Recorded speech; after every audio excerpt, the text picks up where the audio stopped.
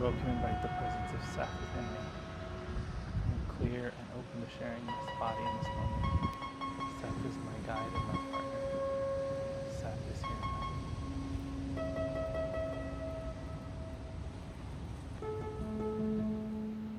now. Greetings, beloved. This is Seth. We wish to give you a message today on the nature and distinction between one's instinct and one's intuition. One's instinct, simply put, is reverse perspective. It is looking backwards, using one's experience and ancestry, all of one's past lives, past knowledge and wisdom, to make a determination, to instinctually choose or make decisions or avoid or choose a path. It is a rear-facing perspective, whereas, simply put, intuition is forward-looking. Intuition is based in the present moment. It is the taking in of energetic information and premonitions of what is yet to come. It is your connection to all things. In this sense, you may understand instinct as a physical, instinctual, DNA-based mechanism within your person.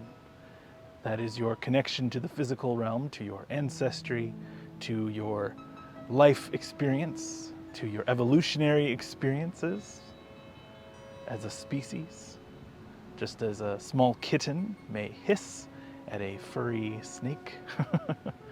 It has never seen a snake, but it instinctually knows that a snake is dangerous to it.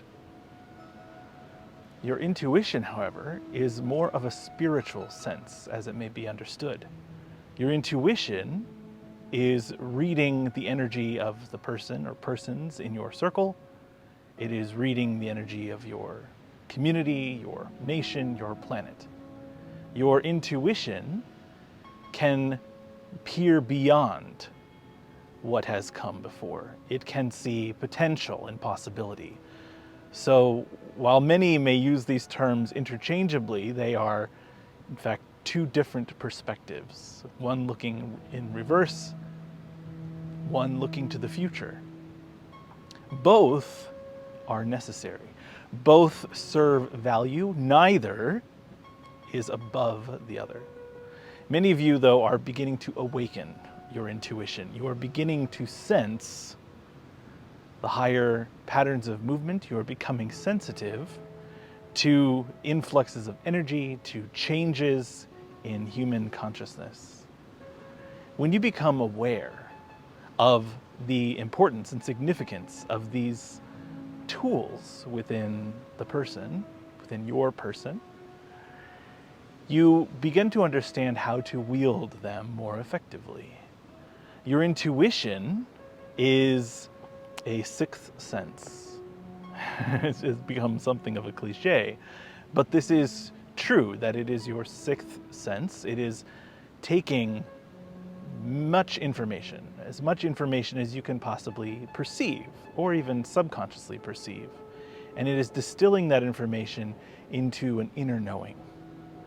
This is not to say that it is infallible any more than your instincts are infallible. The kitten may hiss at the fur snake, but it is just a toy. It is not a threat, but its instincts tell it is. Your intuition may key yourself into some knowledge portending the future of your circumstances or the human race, but it is not infallible. It is based on your perceptions. Your perceptions can be clouded by prejudice, by expectations, by judgment. So it is in your benefit, it is in your interest to remove judgment, to remove expectations, to remove value judgments, especially where you deem something or an outcome in circumstances good or bad, desirable or less desirable. Of course, if you could choose such circumstances, you would always be choosing the pleasant ones, the good, harmonious, uplifting, peaceful, healing circumstances. But your evolution does not follow a path of perfect, peaceful healing. There are trials, there are obstacles to be overcome, there are struggles to endure, there is pain. And there is value, which is why you must remove judgment.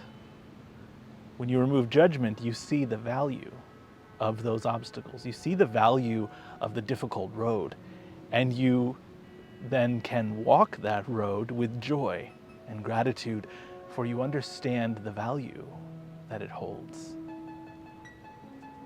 This is a keen skill to develop. The more you remove these filters, these prejudice, these bigotries, this expectation and judgment, the more you will open your intuition, for you are not trying to perceive the answer that you wish to receive. You are more open to see what is and to accept what is.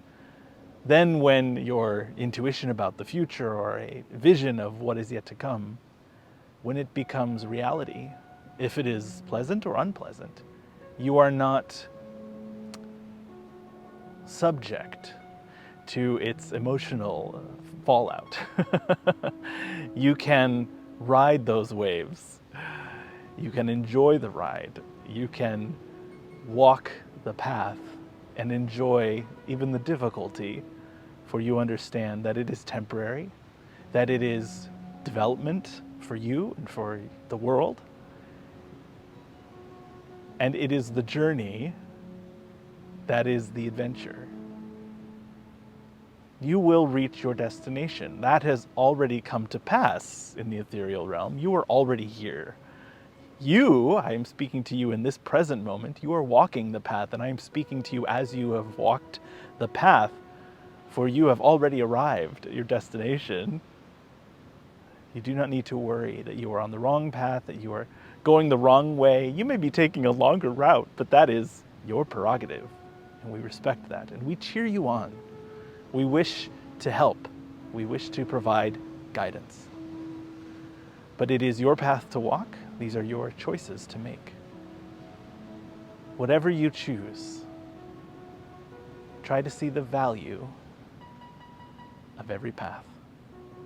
Peace, blessings, and joy to you. This was Seth.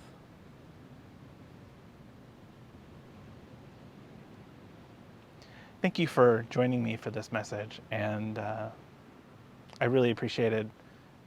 In a way, it felt kind of simple, this message. Someone had asked that question, what is the difference between intuition and instinct? And Seth immediately had that answer. And so I said, Seth, that would make a great message that we could deliver if you'd like to expand on that. So I knew the simple answer, like one is looking backwards, one is looking forwards. But I didn't know, I was like, is that going to be it? Is that the whole message?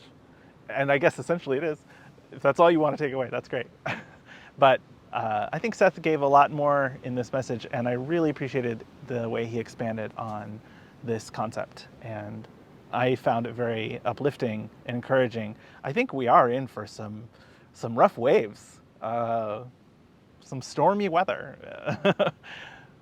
But I think taking it a step further, we can ride those waves together. And when we find the value in the storm or the difficult path, learning to share that with our friends and family, our community, is valuable, because not everyone has that sight. Not everyone can see that perspective. And the more we can share that, the more it amplifies in our communities and in the world. And that's what this is. I'm sharing those insights that I'm having with you. So thank you for watching and spreading the energy of that insight. I really, really appreciate your support just by tuning in and watching. If you can, you could share this message with a friend, someone who you think could be encouraged by it. There's lots of ways to support this channel if you enjoyed these messages. You can donate directly through the Ko-Fi link in the description. This channel is also very much about Indigenous advocacy. That was one of my goals when I started it. And every every time someone makes a booking, which you can book a personal one-on-one session through universalreiki.com, every time someone makes a booking, 10% of the proceeds of that session go towards Indigenous advocacy. I make a donation at the end of every year based on how many sessions I've had, and I calculate what 10% is. So 10% of everything that Universal brings in goes into donations to Indigenous advocacy groups. So thanks for participating in that. I don't mean to ramble, but I'm excited to share these messages with you every other week, and I hope you'll continue watching. Thanks so much. Until next time, this is Daniel Zafer-Joyce for Universal.